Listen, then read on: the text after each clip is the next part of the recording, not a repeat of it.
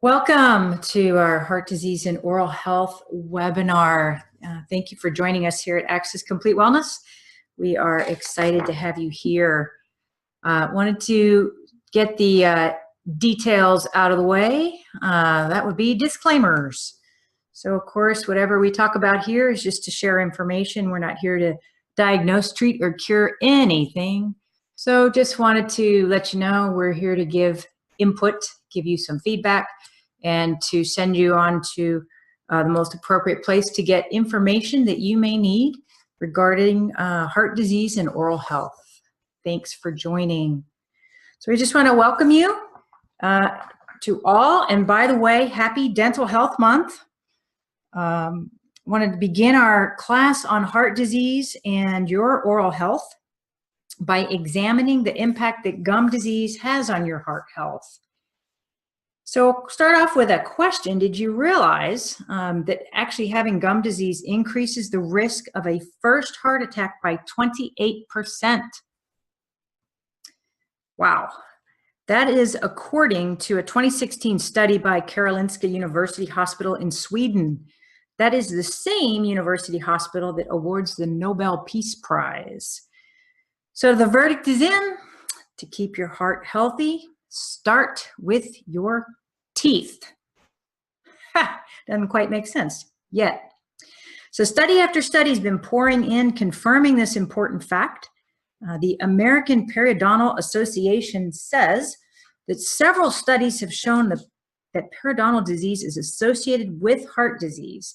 And while a cause and effect relationship has not yet been proven, research has indicated that periodontal disease increases the risk of heart disease. And scientists believe that inflammation caused by periodontal disease may be responsible for that association. So we're excited to share this important health information with you today. My name is Lynn Morales, and I'm a health and wellness coach in the Dallas area. I studied naturopathy for quite a while, and then now more than a decade I have been a certified body talk practitioner, where I help to address priority-based healthcare. For more information on that, you can go to our website, accesscompletewellness.com. There is a blog out there called Priority-Based Healthcare, so I'll just share that with you. Also, moving on to our sources. Oh my goodness, do we have a lot of resources here where we use that information to assemble this class for you. So you just need to send us an email. I'm going to show you the sources. I'm going to show you the email to send us. If you want any of these links, what you're going to do is get the whole ball of wax. So before you ask for it, you better see just how many there are. Here's one, and of course you can't write this that fast. That's why we're offering to send it to you. That's page 1. Well, looky there, there's page 2. And full page 3. Yes, yes, yes. Lots and lots of resources were used. So here is the information. If you would like those links, you're going to email us at lynn@lynnmoralesnd.com, and we will share those links with you. Note that if you don't get this written down now, you'll get it at the end also, so don't panic. So again, all links will be made available. So let's get started. So heart disease is the leading cause of death for most people, most ethnicities in the US, including African Americans, Hispanics, and Caucasians. For American Indians, Alaskan Natives, Asians, or Pacific Islanders, heart disease is second only to cancer. So heart disease in the United States, let's look at some stats. So about 610,000 people die of heart disease in the US every year. That's 1 in every 4. And 1 in every 4 deaths. And heart disease is the leading cause of death for both men and women. And more than half of the deaths due to heart disease in 2009 were in men. So let's talk a little bit about coronary heart disease. It's also referred to as CHD. It's the most common type of heart disease, killing over 370,000 people annually. So a few more stats here in the US. Every year, about 735,000 Americans have a heart attack. Of these, 525,000 are a first heart attack. 210,000 happen to people who have already had a heart attack. So do you or someone you love have a family history of heart disease? Are you ready to learn more about the relationship to your oral health to heart disease and how to improve your heart health? I hope so, because that's where we're going. So here's a pretty cool tooth extraction. So maintaining oral health is also important for those who already have coronary heart disease. One study found that tooth loss is associated with an increased risk of death and stroke in heart disease patients. So compared to individuals who still had all their own teeth, those with no teeth showed greater overall health risk. For example, look at these stats: 27% higher risk of major cardiovascular events, 85% higher risk of cardiovascular death, 67% higher risk of stroke, and an 81% higher risk of all causes of death. Wow. So patients who had lost only some teeth experienced a steadily increased risk, rising roughly 6% for every tooth lost. So I'm getting this feeling like somebody's got their calculator out and they're figuring out how many teeth they have lost. Don't count the ones that went to the tooth fairy. Those aren't part of this. But I bet you someone's out there calculating. So by the way, if you want to see some really, really cool stuff about teeth, I'm going to encourage you to check out our website, accesscompletewellness.com. And we have this very cool tooth chart out there. And what you're going to see is an amazing correlation between each tooth and your body parts. Every tooth relates to different organs, endocrines, and body parts. So if you've had some major dental work done, you might see if there's a corresponding body part that also needed to have some work done or gave you some trouble. It can go either way. A bad tooth can lead to other body parts having some issues, or another body part, like let's say you lost a gallbladder, that could lead to a tooth having some issues.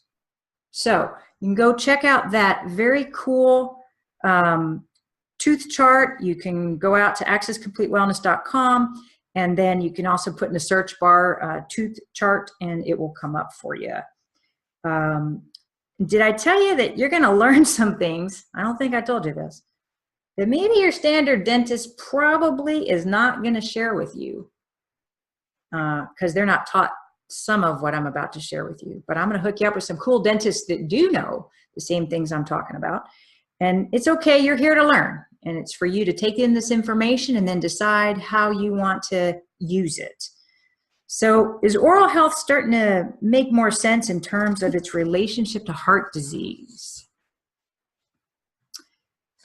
So according to the American Association of Periodontology, AAP, you may have gum disease even if it's in its early stages. So by the way, this might be the time you want to get your mirror handy. I'm prepping you because you're going to want to maybe look at some of these signs I'm about to share with you. Okay, so I don't know if any of you know, like most of you are probably in this Dallas area where I'm at. Some of you are not. You're other parts of the country, and we welcome you. We're going to give you information that's you're able to take advantage of as well. But anybody know that guy Jeff Foxworthy? He's got these jokes, and he's like, here's your sign, things like that. So here's your sign. You might have gum disease if, look at your mirror, your gums are red, swollen, and sore to the touch. You might have gum disease if your gums bleed when you eat, brush, or floss. You might have gum disease if you see pus or other signs of infection around the gums and teeth. You might have gum disease if your gums look as if they are pulling away from your teeth. You might have gum disease if you frequently have bad breath or notice a bad taste in your mouth. And you might have gum disease if some of your teeth are loose or feel as if they're moving away from the other teeth. So, good thing we're not going to do a show of hands right now, but, do you have gum disease? Do you have the signs of gum disease?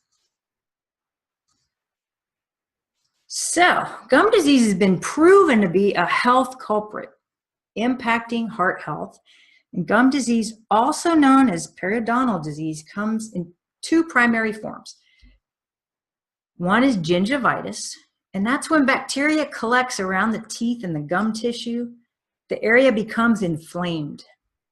The resulting condition is completely preventable and reversible with good oral hygiene and professional dental care. Gingivitis, if left untreated, though, it can lead to a more serious condition called periodontitis. Now, I'm going to share with you a couple little tips here. Personally, I like to use a special water to gargle with for this situation. There's a water system that I use, and it creates acid, alkaline, and hydrogen water, different levels. Each has different uses, okay? But I use acid level 2 for rinsing my mouth. And I like it because it's working to kill that harmful bacteria. And it also has acid level 4 in there, and that's great to gargle with when you have a sore throat. So these are available, these water systems are available across the US. We'll provide you a link to these. And so just wanted to share that with you. They actually offer like a lifetime warranty on the system and free installation and things like that. Also, you can go to my website and accesscompletewellness.com on the homepage. There's a blog out there on microbiomes. Why is that important? Because that's the kind of stuff we're talking about here. That's the ecology of the different microbiomes of the body. But out there, one of the things we talk about is the oral microbiome. It's really important that you have good, the good critters, outweighing the bad critters, so to speak. So let's move on and talk about, so we said there was a couple of culprits here. One, let's talk about chronic periodontitis. So it's untreated gingivitis can basically progress to this more serious condition. And in response to inflammation, the body releases substances that break down the connective tissue of the gums and even the bone. And this can lead to tooth and bone loss in the jaw. So now, remember, I told you I'd share some things that your normal dentist might not tell you. And you're probably asking, well, what's a normal dentist versus your kind of dentist? Well, I'll tell you that in a minute. But most dentists are going to say that chronic periodontitis is not reversible. And here's what they're going to tell you. They're going to say it can be stabilized with oral care and treatment such as scaling, root planing, laser therapy, gum graft surgery, pocket reduction surgery. Even they'll talk about regenerative procedures like bone and tissue grafts, cosmetic procedures are options as well. But I'm going to tell you, I know from a family member's personal experience, yeah, none of that was really a great plan.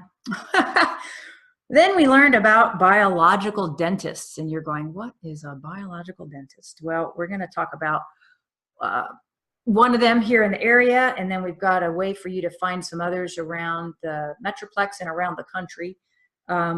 But basically, a biological dentist, let's just say they're going to look at these conditions with a bit more hope. So I'm going to share you more details there, but let's keep moving on here with our periodontitis here. So let's talk a little bit about, periodontitis is the erosion of tissue and bone that support your teeth. So think chronic bleeding gums. Bleeding gums release bacteria into the bloodstream, through chewing and brushing, something I hope you all are doing daily, right? And these same bacteria that cause periodontitis have been found in the atherosclerotic plaque in the arteries, in the heart, and elsewhere. This plaque can lead to heart attack. Now you're starting to see the connection. Now, most of us have heard of plaque buildup in your arteries and understand this is an unhealthy situation. However, did you know that plaque on your teeth could impact your heart as well? So if you want to learn more about preventing heart disease through good oral health, again, many of you are here in this, Dallas area, Collin County area and all that. A local dentist I like to work with, Dr. Daniela Petrie. We're going to give you her contact info. She is in McKinney. She is at easydentaltx.com. Again, we'll share those links with you. They have the coolest thing. They use a microscope plaque analysis, okay? It's a visual for the oral bacteria that we're talking about here that could cause heart disease. Now, I gotta tell you, this is something to watch. So, like you see all this stuff, they take this sample out of your mouth and then they put it under a microscope and you see all this stuff swimming in your mouth. Whew, I know that sounds almost gross, but it is a sight to see. It's like a little party going on in there. So anyway, we're gonna give you her information. We are also, for those of you, if you're a little further west, we know a few contacts in, Tarrant County as well, or maybe a little bit further west. And then we've got 2 websites we'll send you where you can find your own biological dentist, someone who's going to, look at things the way I just shared them with you. Now, isn't that a good looking heart? It's Valentine's month. I thought it was pretty cool to bring this topic up for oral health, since it's Oral Health Month, and Valentine's for heart stuff. So there are actually 2 ways that your oral health impacts your heart. So we've discussed periodontal disease and chronic bleeding gums, which create a situation when you're chewing and even you're doing your toothbrushing, right? It releases bacteria into the bloodstream. There's a second mechanism that your oral health impacts your heart, and it's when oral bacteria harms blood vessels. So now you see, this really isn't a broken heart on the screen. This is blood vessels going over your heart, right? Now, because your immune system treats these toxins as dangerous to the body, its response is going to make your blood clot more easily. So blood clots can lead to heart attack and stroke. So inflammation in the mouth increases inflammation throughout the body, including in the arteries, which can also lead to a heart attack and stroke. And I got to tell you something. Do you know you can do something simple? I've done it because I've done it myself. I put a little coconut oil in my smoothie in the morning and I swish it around my mouth. And then that coconut oil actually can help with that inflammation. Now that's a quick little easy thing. I'm not saying that's going to work every time in case you got real serious bacteria. I'm just sharing a little tip. And that's a pretty easy thing. And plus coconut oil tastes really good in your smoothie. Now, did you realize that oral bacteria can carry toxins through your bloodstream? Whoa, that's some serious stuff. And, we all know that blood clots have serious health implications. But I don't know if you knew this, but, realizing that bacteria from gum disease could contribute to blood clots, that's some pretty serious information. All right, so a recent 2016 study suggests that type of tooth infection can be just as dangerous to your heart health as gum disease. That's from the Harvard Health report on this issue. And the University of Helsinki researchers found that acute coronary syndrome is 2.7 times more common among people with infections at the tip of a tooth root, even if they have no tooth symptoms. So acute coronary syndrome means you experience a sudden blockage in the blood supply to the heart. And symptoms of acute coronary syndrome include things like chest pain, shortness of breath, dizziness, nausea. You know, sometimes things feel people feel this every day. So this study group experienced inflammatory lesions at the root tip, a condition called apical periodontitis. It's a low-grade inflammation similar to that found in gum disease, which we already discussed.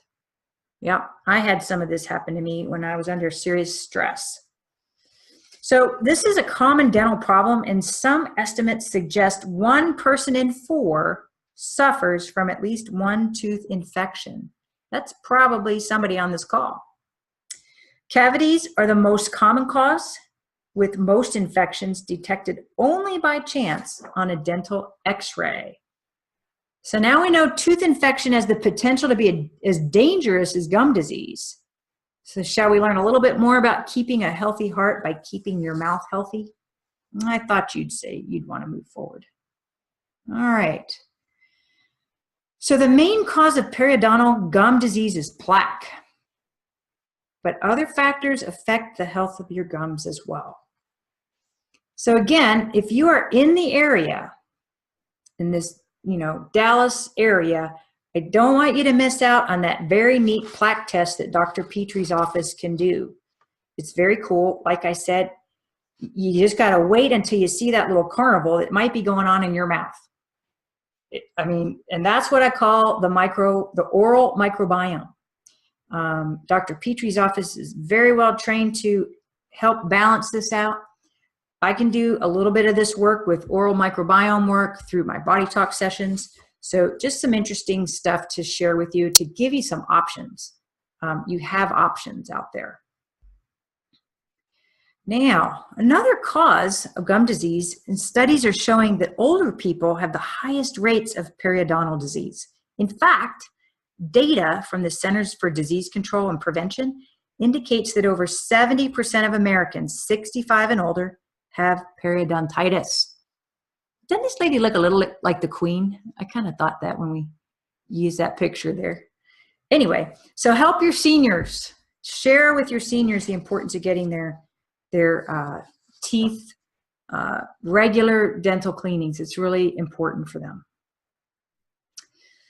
All right, so tobacco use has been linked with many serious illnesses such as cancer, lung disease, heart disease, as well as numerous other health problems. As such, a tobacco user, they have an increased risk for periodontal disease.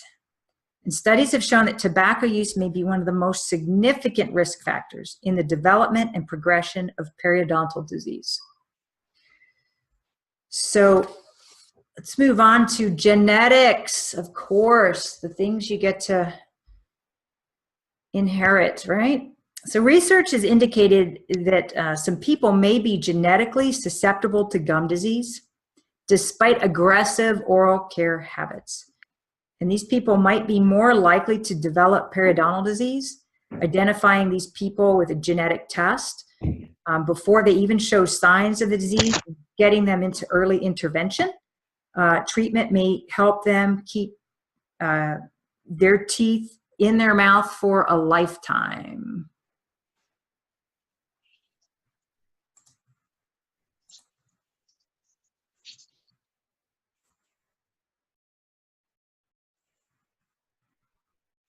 Alrighty. Now, one of the things I wanted to share with you is also on our Access Complete Wellness website, we have on that homepage, epigenetics, very interesting topic. And I'm not so certain that a few things from an epigenetic perspective couldn't be done around gum disease as well. Of course, you expected stress to be a concern with this. It's linked to many serious health conditions, right?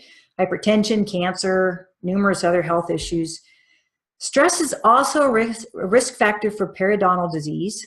Research demonstrates that stress can make it more difficult for the body to fight off infection, including periodontal disease, right?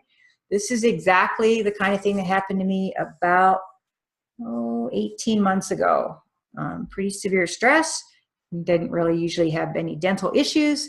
Suddenly, I had one of those, root issues we were talking about earlier. So, by the way, for all you DIYers out there, the do-it-yourselfers, on February 16th, we're going to have a Tune Up Your Body class. And in that class, we're going to actually teach a couple of stress management techniques. That is a live class. It is an all-day class. So it's a commitment if you're committed to your health. And we're also going to teach a body chemistry technique that can assist with oral health. So you want to know more about that? Again, accesscompletewellness.com. You'll be able to scroll down about halfway to our upcoming events. You'll see that out there. It's called Body Talk Access. Now, next, some drugs, can cause gum disease. Oral contraceptives, antidepressants, certain heart medicines can all affect your oral health. So, some advice, just as you might notify your pharmacist and any other healthcare providers of medicines that you're taking or any changes in your overall health, it's probably a good idea to let your dental care provider know as well. All righty. So clenching or grinding your teeth, this is the fancy word up here, bruxism, can put excess force on the supporting tissues of the teeth. And that can speed up the rate at which these periodontal tissues are destroyed, right? So there could be a number of reasons for this, but I just want to recommend that you think about that tooth chart we talked about earlier. And I'm going to ask you another thing to think about. This is something we're going to learn about in that class on February 16th, but you've got your TMJ joint. People know what that is. That's that jaw joint. When you open and close your mouth, it's a hinge there. It kind of, go up and down. And that jaw joint is really significant. And it actually can lead to low back pain when that is out of alignment. So if any of you have low back pain, you might want to be looking to your mouth for that as well.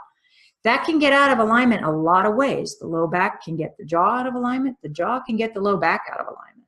Going to the dentist, right? Having your mouth open for extended periods of time might move that jaw a little bit out of alignment, so it's not quite lined up like it was. Lots of different things to look at here. So I would encourage you again, that body tuning up class we're going to do February 16th. You'll actually learn a technique that can help you with that, making sure that jaw is aligned properly and help it to align with the sacroiliac joint that's in your low back, and they are connected.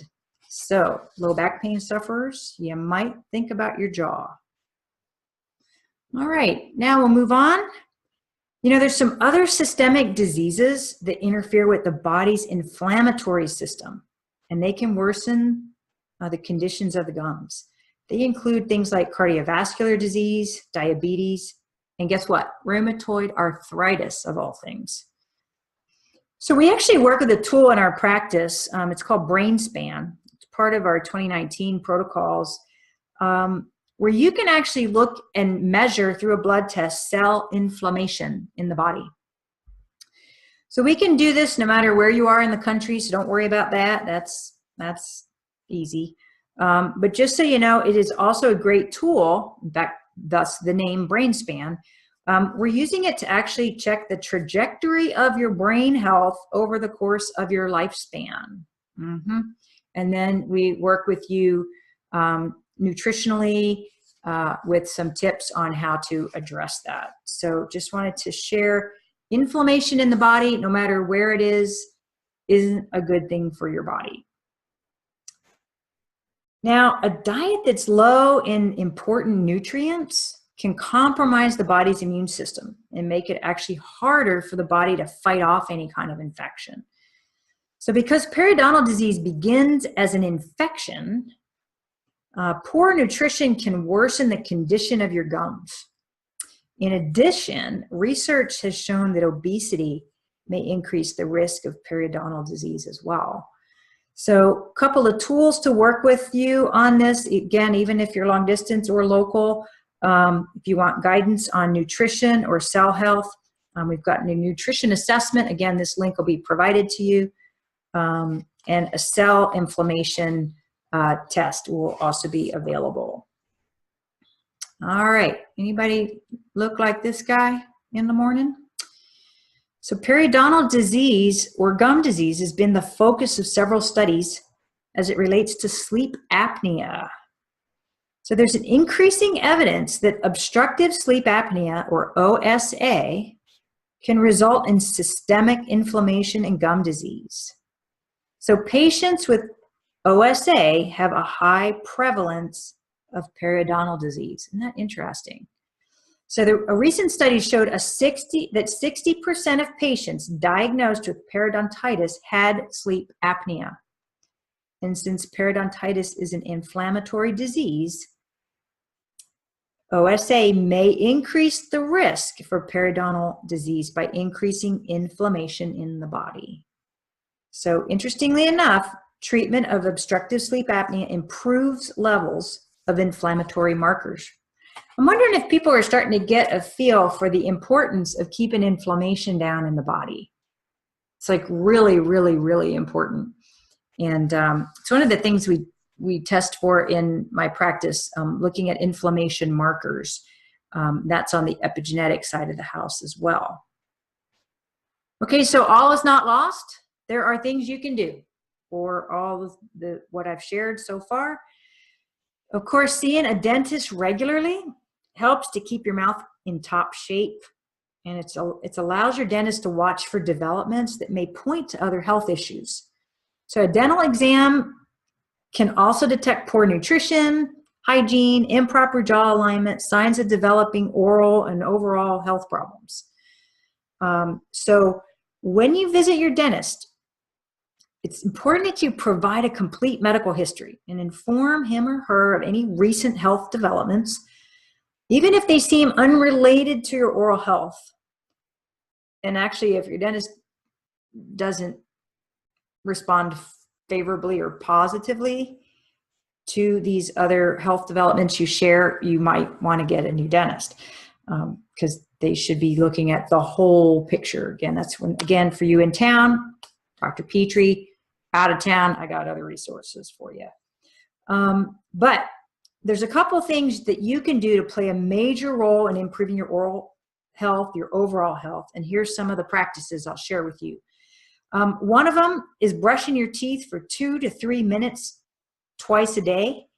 I'm going to tell you, you're going to hear, and you've heard probably all your life, you're supposed to use fluoridated toothpaste.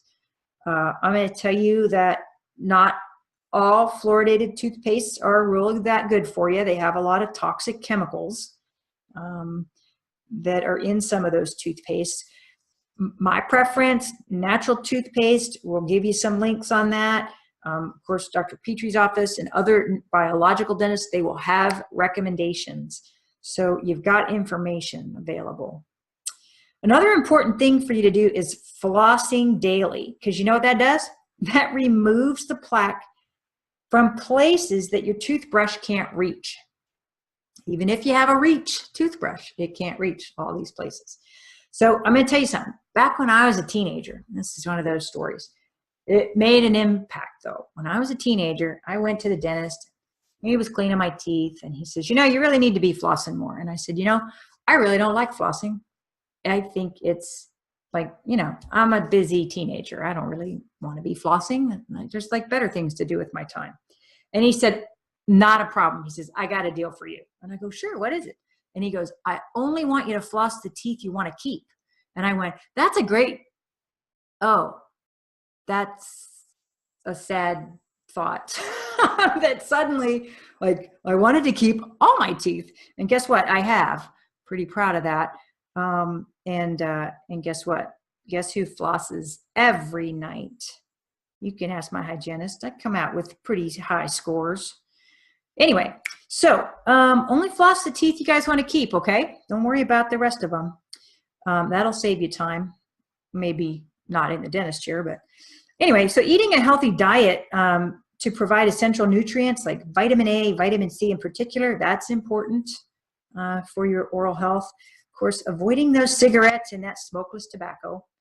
limiting alcohol intake. And then, be sure to carefully follow your physician and dentist's instructions about health care, including your prescription meds, antibiotics included. Take that stuff as directed. And I'm going to give you some little extra tips here. I got these from Dr. Petrie. One of the things she shared with me is that she actually recommends cleanings every 4 months for the healthy person. So how many of you put yourself in the healthy category? Okay, so she's saying 4 months. And then she says that for the person with perio disease, heart disease, diabetes, now you've heard about all these, right? She actually recommends cleaning every 2 to 3 months. Whoa, right? And their office uses this cool ozone for teeth cleaning. And it helps eliminate the infection-causing bacteria. You would need to touch base with their office more on that. I've experienced it. It's a great thing because I know what it's doing behind the scenes. So anyway, so seeing your dentist immediately also when you have any unusual oral symptoms like bad breath, mouth sores, red or swollen gums, sore jaws, all signs that you might want to see your dentist. All right, so in a lot of cases, a dentist may be the first healthcare provider to diagnose a health problem in its early stages. And the reason for that is because most people will have more regular oral examinations and see their dentist more often than their physician. So today, one of the things we focused on, heart disease and oral health, but I believe it's important to understand dentistry can have a profound impact on other aspects of your health. So let me talk this through with you. So research shows that more than 90% of all systemic diseases have oral manifestations. Do you get that? Including swollen gums, mouth ulcers, dry mouth, and excessive gum problems. And guess what? Some of those diseases include things like diabetes, leukemia, oral cancer, pancreatic cancer, heart disease, and kidney disease. So, to all you baby boomers, you're especially vulnerable to developing diabetes, osteoporosis, heart disease, because those risks increase with age. And the researchers actually believe that symptoms of these conditions can manifest in the mouth, making your dentist key in diagnosing the diseases. Let me give you a couple examples. You might even fit into a category or two here. They say that bad breath and bleeding gums could be indicators of diabetes. Dental x-rays can show the first stages of bone loss. And a sore and painful jaw could actually be foreshadowing an oncoming heart attack. So I think you're starting to see that oral health plays a crucial role in your overall health. And dentists, yep, the dentist, has a window into other aspects of your health. Pretty fascinating information. So, for those of you who are like, well, I don't really like to go to the dentist, well, they could become your best friend with some of what they want to share, right? Well, I just want to take the time to thank you all. Don't these ladies have some good looking teeth in that picture? Take the time to thank you for experiencing this class with us. I've loved sharing this topic, with people who are eager to transform their health. And if you have any further questions, of course, you can let us know. We're here to support you.